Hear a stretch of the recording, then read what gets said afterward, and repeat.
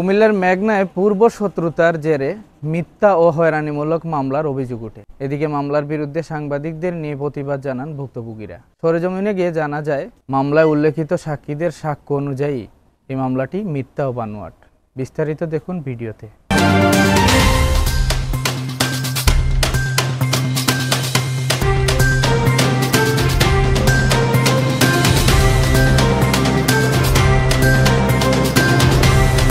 আমি আপনাদের শরণাপন্ন হয়েছি এবং একটা বিষয় নিয়ে আজকের এই ঘটনা। আমার এক ছোট ভাইয়ের বউ কুমিল্লা বিজ্ঞ সিনিয়র জুডিশিয়াল ম্যাজিস্ট্রেট ৩ নং আমলি আদালতে সিআর মামলা নম্বর ৮৮৫ তারিখে একটা মামলা দায়ের করে ১ নম্বর আসামি জনাব দুলাল মিয়াকে দিয়া, ২ নম্বর আসামি জনাব আবুল কাসেম এবং তার ২ ছেলে এবং দুলাল মিয়ার স্ত্রী। ঘটনার তারিখ ১২/৯/২০২৪। সত্যিকার অর্থে এই রাবেয়া আক্তার ১২/৯/২৪ না, বিগত ৬ মাসও এই ঠাকুরকান্দি গ্রামে আসে নাই। সে একটা সম্পূর্ণ মিথ্যা এবং বানোয়াট মামলা দায়ের করেছেন আমাদের ৫ জনের বিরুদ্ধে, যেটা তীব্র প্রতিবাদ জানার জন্য আপনাদের সাংবাদিক মহোদয়কে আমার আজকের ডাকার বিষয়। আসলে সে উল্লেখ করেছে যে ১২ তারিখ সে এই ঠাকুরকান্দি গ্রামে এসেছে। এখানে আমার মিনিমাম ২০-৫০ জন মহিলা আছে। আমাদের গ্রামটা ছোট্ট, মাত্র ২৬ ঘরখানা একটা গ্রাম। এই গ্রামে ২৬ ঘরের মহিলা এখানে আছে, ২৬ ঘরের পুরুষও এখানে আছে। এরকম কোনো ঘটনা হয়েছে কিনা আপনারা সেটার তদন্ত দেখবেন, যে কোনো প্রকার সম্পৃক্ততা এখানে আছে কিনা, এই মহিলা এখানে আছে। এবং সে উল্লেখ করছে এখানে আরো দুলাল তাকে টানা হাসা করছে, এই করছে সেই করছে, নানা ধরনের অভিযোগ করছে। এবং সে আরেকটা জিনিস উল্লেখ করছে, আপনারা জানেন সেই ঘটনার পরে একটা রেডিমেড গাড়ি পেয়েছে। আমার এই এলাকায় কোনো গাড়ি আসার মতো ব্যবস্থা আছে? আপনারা জানেন, আপনারা সাংবাদিক, মেঘনার সাংবাদিক, আপনারা পুরো কুমিল্লা ডিস্ট্রিক্টে ঘুরেন, এখানে কোনো প্রকার গাড়ির ব্যবস্থা নাই। ১২ তারিখ সে এখানে আসছে, ১২ তারিখ সে কুমিল্লা মেডিকেলে গিয়ে একটা সার্টিফিকেট নিচ্ছে। কুমিল্লা মেডিকেল কলেজে সে একজন অফিসসহায়ক হিসাবে চাকরি করে বিগত ২৫ বছর যাবৎ। সে অন্যায়ভাবে, অবৈধভাবে এই অট্টালিকা গড়ে সেই অন্যায়ের প্রতিবাদ আমরা এবং দুলাল করার জন্যই আজকে দুলাল এবং আমার উপরে এই মামলার শিকার। বিগত কিছুদিন আগে দুইবার সে এখানে ২টা লোক আসছিল এই অবৈধ ব্যবসার সরঞ্জাম নিয়ে। দুলাল তাদেরকে আশ্রয় দেয় নাই, দূর করে ঘর থেকে বের করে দিয়েছে। দুলালকে কয়েকবারে ফোন দিয়েছে, ভাই আমার একটা লোক গেছে, তাকে জীবনে বাঁচান। সে তাকে আশ্রয় দেয় নাই বিধায় আজকে তার এই জন্য তার উপরে এই জুলুম অত্যাচার। এবং কি আপনারা জানেন ২০২২ সালে বা ২১-এর লাস্টে তার বাড়ির থেকে প্রায় ১ কোটি টাকার অবৈধ ইয়াবা বা অন্যান্য মদ অনেক কিছু পেয়েছেন এবং তার বাড়ির কেয়ারটেকারকে গ্রেপ্তার করেছেন। এখনো সেই মামলা চলমান। এই সমস্ত বিষয় নিয়ে আমরা এবং আমার আগে পূর্বপুরুষ থেকে আমার বাপ তার চরণে মেচুত নামে এই সমস্ত বাড়ি আমার নামে লিখে দিয়ে গেছিল। আমি এই বাড়ি আবার বাইকে কিভাবে বাদ দেওয়া হয়, আমি নিজেই তার বাইকে ৫ শতক বাড়ি বা ৬ শতক বাড়ি লিখে দিছি। আমার বোনেদের সুপারিশে বোনেরা বলছে, ভাই বাপে ধরে লিখে গিয়েছে, আপনাকে দিয়ে দেন।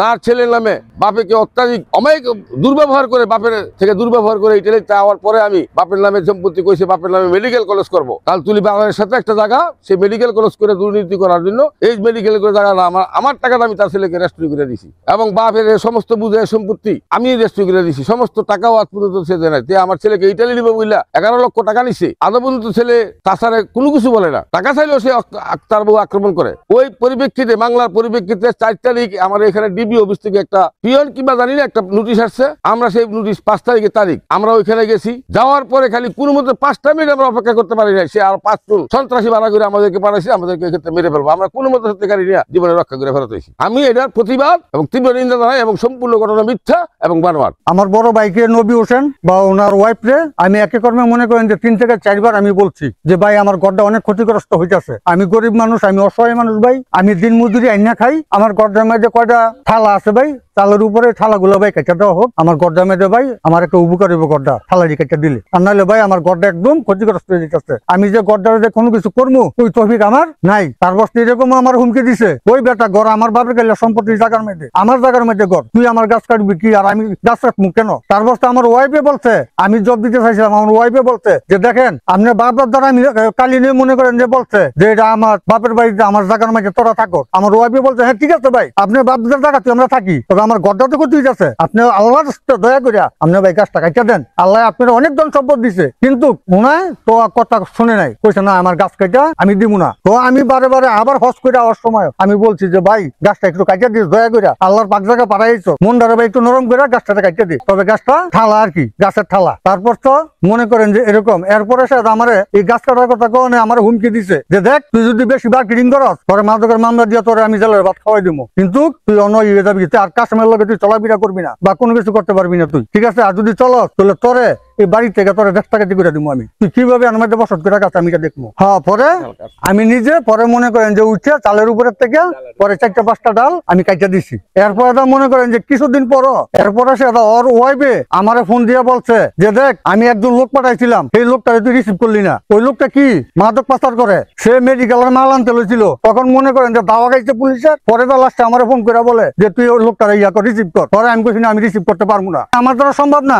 তোর দ্বারা সম্ভব হইব, তোরা যখনই তোরা হাত পা ব্যাংকে তোরা লুলা করবো তখন সম্ভব হইব। এটা কে বলছে?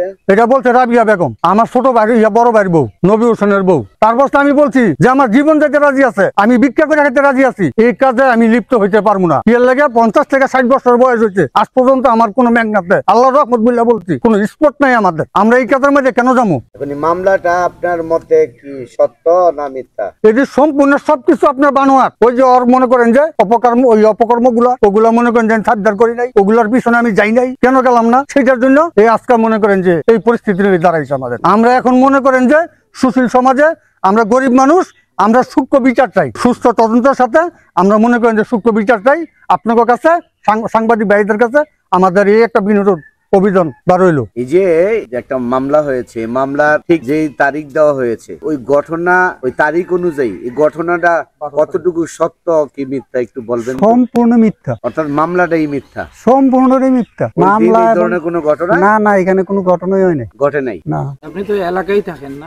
আমি এলাকায় থাকি, বাড়িতে কি। তাহলে ওদেরকে কি আপনি চিনেন? হ্যাঁ করে আমি দেখিও না আর আইও নাই, দেশেই আসে না। না না। আচ্ছা, আপনি এলাকার মেম্বার হিসেবে আপনি বলেন তো যে আমরা যে মামলার ঘটনা আজকে যে প্রতিবাদ করা হচ্ছে এই মামলার সম্বন্ধে, এই মামলা সবগুলো মিথ্যা মিথ্যা মিথ্যা, অর্থাৎ কেন আর আইই নাই 2-4 বছর যে ভদ্র মহিলা মামলা করেছে মিথ্যা, উনি দেশেই আসে না। এই হলো আইলা টাউন। মামলায় কি আপনি আসামি? জি। তাহলে ওই দিন কি এই ধরনের কোনো ঘটনা ঘটছে কিনা আপনি বিস্তারিত একটু বলেন তো। স্যার এই ধরনের কোনো ঘটনাই ঘটে নাই, মনে করেন না আজ থেকে 5 বছর জগৎ এই বাড়িতে আসে না, বুঝলি? আমরা দেখিও নাই কোনোদিন। কিন্তু যখন বড় হজ করতে যাইব এর আগে আইছিল, বড় হজ করার সময় আইছিল, হয়ে গেছে, আর কোনো সময় আসেও নাই, আর আমরা দেখিও নাই। সম্পূর্ণ ঘটনা স্যার মিথ্যা। আসলে লোক কেমন বলেন তো? আমরা একটা বিষয় শুনতে পাইছি যে আপনার এই যে গত 1 বছর আগে নাকি প্রায় 1 কোটি টাকার কি অবৈধ মালটাল পাইছে। স্যার 1 কোটি টাকার অবৈধ মালটাল স্যার পাইছে, এটা সত্য। কিন্তু আমার স্বামীকে হুমকিও দিছে যে এই লোক তুমি রিসিভ করো। আমার স্বামী বলছে যে আমি গরিব মানুষ, অসহায়, আমি তোমার লোক আমি রিসিভ করতে পারবো না, আমি না খাইয়া থাকবো, তো তোমার লোক আমি রিসিভ করতে পারবো না। না করলে তোর এমন ফান্দ হালামু, তোর জীবনে শিক্ষা দিয়ে দিব। তখন স্যার এই গাছের যখন ঠালাটা কাটছে অনেক শিক্ষাটা দিচ্ছে আর কি। বলেন তো এই যে আমরা হয়রানিমূলক মিথ্যা মামলার বিরুদ্ধে প্রতিবাদ করতেছেন, এই বিষয়ে আপনি একটু বলেন তো মামলাটা আসলে কি ধরনের, সত্য না মিথ্যা? আর এটা সম্পূর্ণ মিথ্যা। হ্যাঁ মিথ্যা কথা বললে এই মামলাটা হাইলে করছে। আমরা তো বাসার মানুষ, আমরা হ্যাঁ 5 বছর যাবত আমরা দেখি নাই মাইয়া। আমগো জাল্লাকে বড় জাল আমরা উনিরে দেখি নাই। আমগো বাড়ি একবারে পাশের বাড়ি। কিন্তু মামলার মধ্যে তো লিখছে যে গত 12 তারিখ উনি আসছিল। না এটা সম্পূর্ণ মিথ্যা কথা। সেদিন আমরা মুসলমান মিথ্যা কথা বলতে পারবো না। তাহলে মামলাটা শুদ্ধ মিথ্যা কথা বললে মামলাটা দেখেন। শুনে মিথ্যা কথা কিন্তু আঙ্গনে লাভ লোকসান নাই, কথা একটাই ডাল কাটছে, বেরি ক্ষতি হয়, গরিব মানুষ বেটা বাজিরা খাইতে পারে না। এই মানুষও কইছে ডালটি কাটতে, বেটা কাঁচের সমস্যাটা কি? এই জন্য এই মিথ্যা কথা মামলা দেয়। এই মামলা শুধু মিথ্যা, কোনো সত্য না, একটা কথা সত্য না। আপনি কি ওইদিন? আমি যে এনে দেখছি বেড়া কারে বেটিরা ক্ষতি দেখা দেখি মানুষ মারা গেছে না, দাঁড়াইতে লেছি দেখ কারে আপনাদের বাড়ি দিন দুবিরা। আমার এই পাশের বাড়ি 1 সীমানা বাড়ি, আমার হাজবেন্ড গেছিল। অর্থাৎ এই ধরনের কোনো ঘটনা ঘটে না, কিচ্ছু ঘটনা নাই। যে রাবে আক্তার গত 12 তারিখে একটা মামলা করে, আপনি সেটার প্রথম সাক্ষী, আপনি তো রিনা? জি। আপনি যে সাক্ষী, এই ধরনের কোনো ঘটনা ঘটছে যে মামলা যেভাবে বর্ণনা করা হয়েছে? মানে যেইটা ঘটনা আমি সেটাই বলি। বলেন। ঘটনা হইছে দুলালের সালে গাছ গেছে, ওই যে ঠেলারি কাইটটা দিছে হেরা। অনেক কাইটটা দেওয়ার পরে 4-5 দিন পরে আমি যেমন বউ আমার এনে ফোন দিছে, আমি তো বউ হেরা দেওয়ার সালো গাছ ঠালা গেছে, ঠালারি কাইটটা দিছে, কি করবো? কয় আপনি এতদিনে বলছেন কি লিখে, আপনি আগে বলেন না? আমি কাগো বাইট মানুষ মরছে হেন পাশে, আমরা হেন বই আসছিলাম, আমি দেখিনি। আমি এই কাশেমের বউরে জিগাইছি কি বউ ঠাই লাগাচ্ছে কি লিখে। রাবেয়া আপনাকে ফোন দিছে? ফোন দিছে। এখানে সরেজমিনে আইসা না? না, ফোনে কথা বলছে। ফোনে কথা বলছে। পরে বউ ওইটা কয় হ্যাঁ সালো গাছ ঠালা গেছে, এই জন্য হারা কাটতে দিছে। এটা কইতাছে কাশেমের বউ। পরে দা আমি কাটটা দিছে তাই তোরা কিছু কস নাই হ্যাঁ করে তুই হ্যাঁ কইয়া কাটলো না গাছটি হ্যাঁ করে বলে কইছে 1 বছর ধরে। তো আমি কইছি ওইটা তো আমি জানি না, 1 বছর ধরে কইয়া থাকলে তো সেইটা তুই ধুলে লইয়া আপনি কি করবেন আমি খাইলে দিয়ে আনতে সরাই দেই। না না অনেক সরাই না ইয়া বাইক মানুষ মরছে আনি থাক। পরে রয়েছে আমি অন্ত গাড়ি সরাই না এই পর্যন্ত আনি আছে। পরে আমি বলছি কি যে বউ আবার ফোন দেওয়া না আমি এইটাই কইছি। পরে আমি করতে মামলা দিব। আমি মামলা দিবি কি লিগে কি এই গাছ কাটটা দিছে এটা মামলা দেওয়া লাগবে 1000 টাকা খরচ। বোর আমি এটা কইছি পরে দেখো মামলা দিব না আমনের ফুতে আমার মামলা দিছে বাড়ি ঘরের লেগিয়া আমি বাইতে উঠা যাওয়ার লেগিয়া। তারপরে গেছে এইটা আমার 2 বিঘা 2টা ঘর ছিল আমনের ফুতে বাইঙ্গে বেড়া দিছে বাহিরি বেছে। তারপরে আমনের ফুতে আমার বাইতে পাশে তেনে বালু না ঘরে বিট বসছে আমনের ফুতে 2 বছর পরে আমনের বউরে কইছি বইরা দিত আমনের বউ বইরা দেয় নাই উল্টা আমার লাগে অন্য হাপড় দিছে। তা আমি সেইটা তো আমি জানি না মানে পিছনের অন্যান্য সমস্ত ঘটনার লইয়া হ্যাঁ মামলা হিসেবে প্রতিশোধ নেওয়ার জন্য মামলাটা এই তো বিষয়টা। হ্যাঁ বিষয়টা তাইলে যেই মামলাটা বর্ণনাটা করছে এখানে যে এইখানে আমরা দেখতে পাচ্ছি 12 তারিখে উনি আসছে, ওনাকে মারধর করছে। 1 নম্বর আসামি দুলাল তাকে মারছে, 2 নম্বর আসামি আবুল কাসিম ইটালি তাকে মারছে। এরকম ভাবে 4-5 জন তার ছেলেরা সহ সবাই মারধর করছে। এই ঘটনাটা কতটুকু বলেন তো? এই ঘটনা আমি দেখি নাই, হাতে বলছে আইছে। আমি চলে আমি বাইটা ছিলাম না, আমি দেখি নাই তোমার না, আমি দেখি অনেক হাতারি আমি দেখি না। তাহলে মামলার ঘটনা তাহলে মিথ্যা। আপনারা হিসাব করে দেন।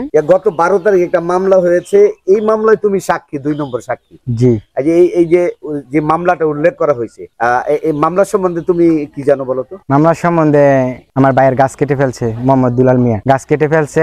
আমার বাবু ফোন দিছে যে আমার বলে গাছ কেটে ফেলছে। আমি কইছি জি। তারপরে বলছে কে কাটছে, পরে আমি বলছি যে দুলাল ভাইয়ের। আমি জিজ্ঞাসা করছি, দুলাল ভাই বলছে যে হ্যাঁ। আম্মুরে জিজ্ঞাসা আমি বলছি যে বলছে যে দুলাল মিয়া গাছ কেটে ফেলছে। ওরা বলছে যে আমার বাবু বলছে যে কার থেকে অনুমতি নিয়ে গাছ কাটছে। আমি তো বলতে পারি না, তাই তোর বাইরে জিজ্ঞেস কাশেম ভাইয়ের যে কাশেম ভাইয়ের থেকে অনুমতি নিয়ে গাছ কাটছে কিনা। তারপরে আমার বাইরে জিজ্ঞাসা মনে ছিল না, দামুরে বলছি যে কার থেকে অনুমতি নিয়ে গাছ কাটছে। তারপরে মায় বলছে যে তোর ভাইয়ের তো অনুমতি নেই নাই, তোর বাবির তো নেই। তা আমার ভাইয়ের গাছ কিসের জন্য কাটবে? একজনের গাছ আরেকজনের অনুমতি ছাড়া গাছ কাটবে? হ্যাঁ, ওনার গাছে বুঝলাম যে ওনার গাছে চালের সমস্যা, চালা আমারও সমস্যা। আমি ওনার থেকে অনুমতি নিয়ে গাছ কেটে ফেলছি। আমার নাম মামলা দেয় নাই কেন? ওনার নামে দিছে কেন? আমি তো বলছি যে গাছ কাটার সাক্ষী দিছি আমি। আচ্ছা, এই যে ওনাকে মারধর করছে, এই মারধরের ইয়ের মধ্যে কিন্তু তুমি 2 নম্বর সাক্ষী। আমি তো গাছ কাটার সাক্ষী দিছি যে গাছ কাটছে। হ্যাঁ, গাছ কাটছে। ইয়া দিত গেছে একটা ডাইলা কারণে মামলা দিলে দুলালের নামে দিত। আমার ভাই তো কোনো অপরাধ করে নাই, আমার ভাইয়ের নামে কেন উনি মিথ্যা কথা কইয়া মামলা দিছে? আপনারা জানেন যদি উনি 12 তারিখে আইসা থাকে, যে বাড়িতে আইসা থাকে, সাক্ষী একজন পায়ে থাকেন, তাহলে আমার ভাইয়ের অনুযায়ী বিচার হবে। ওরা আসে নাই, আমার ভাইয়ে ফোন দিছে, বোনেরা আসেনি।